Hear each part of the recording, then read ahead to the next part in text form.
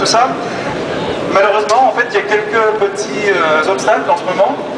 C'est qu'il y a un traitement préférentiel de EDF Énergie Renouvelable au niveau de RDF. C'est qu'il y a une file d'attente spéciale EDF Énergie Renouvelable chez RTE.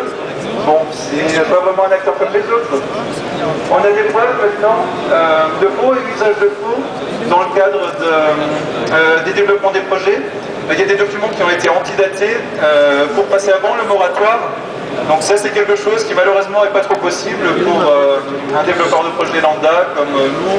Enfin, que je parle moins pas de solaire, c'est essentiellement des PME et les gens qui les supportent.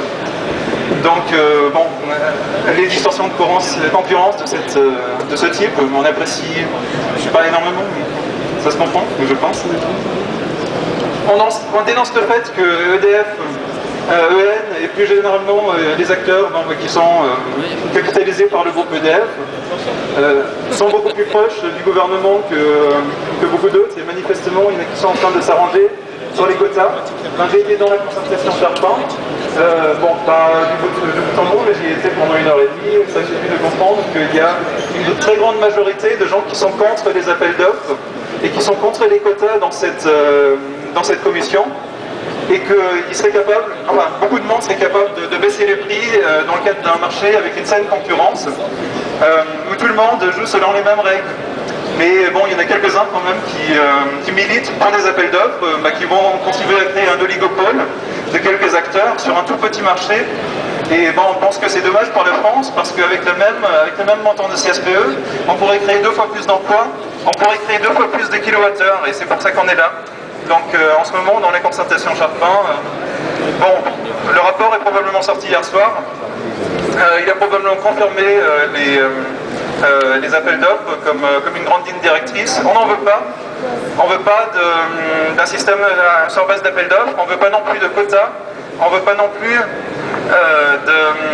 de parcs solaires géants de plus de 12 MW crête, qui n'ont jamais été prévus dans le dispositif de l'obligation d'achat. Les tarifs ne sont pas faits pour ça. Les projets géants qui sont saucissonnés en tranches de 12 MW crête, c'est un abus de droit. C'est pas quelque chose qui devait être financé par ce biais, par la société. Donc avec nos impôts, on subventionne de l'énergie solaire, ça c'est très bien. Mais par contre, on le fait à un tarif beaucoup plus élevé, et pour le plus grand bénéfice de fonds de défiscalisation qui font ce genre de manœuvre. Et il y a quelques acteurs, il y a très peu d'acteurs, il y en a peut-être 3 ou 4 qui sont... Pardon, hein, qui ça? On t'a mis un petit mot. Ah, d'accord. Yes. Et bon, bien sûr, il y a une campagne de dénigrement en ce moment au niveau du photovoltaïque en France. Ça se passe depuis 2 ou 3 mois. Ça se passe avec l'appui du gouvernement, ça se passe à grand renfort de mensonges de Nathalie Kosciusko-Morizet, qui a dit que 90% des panneaux solaires étaient chinois, que la plupart des acteurs, dont nous, PME, qui représentons quand même 15 000 et 25 000 emplois de la filière, sont des vilains spéculateurs. Et en fait, on pense que c'est pas forcément que nous, et on pense surtout que le plus gros utilisateur de panneaux solaires chinois, c'est EDF-EN. On a eu des échos aussi de chantiers de EDF-EN dans des parcs au sol, qui ne se font pas avec des entreprises locales, mais qui se font par exemple avec des Albanais qui habitent dans des tentes directement sur le chantier. Donc bon, la manière de faire est différente selon qu'on est un très grand acteur, un peu privilégié, ou selon qu'on est une PME du terroir qui veut développer ses projets en accord avec les tailles des bâtiments de ses clients, avec leur contexte. Enfin, dans une PME, on va s'arranger avec un client, on va utiliser les entreprises de ses amis, on va se développer ensemble, on va réduire les coûts. Dans les PME, en fait, on peut produire de l'énergie à un coût beaucoup plus bas que ce que savent faire certains des grands groupes en ce moment.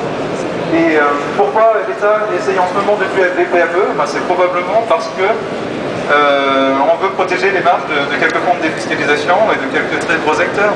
On essaye de préférer un oligopole pour la consolidation des marges de ces acteurs, au lieu de développer un grand marché avec vous tous qui êtes là aujourd'hui, avec les grossistes, avec les poseurs, avec les entreprises artisanales, avec les PME qui sont là pour beaucoup depuis bien avant 2006 et le tarif d'achat.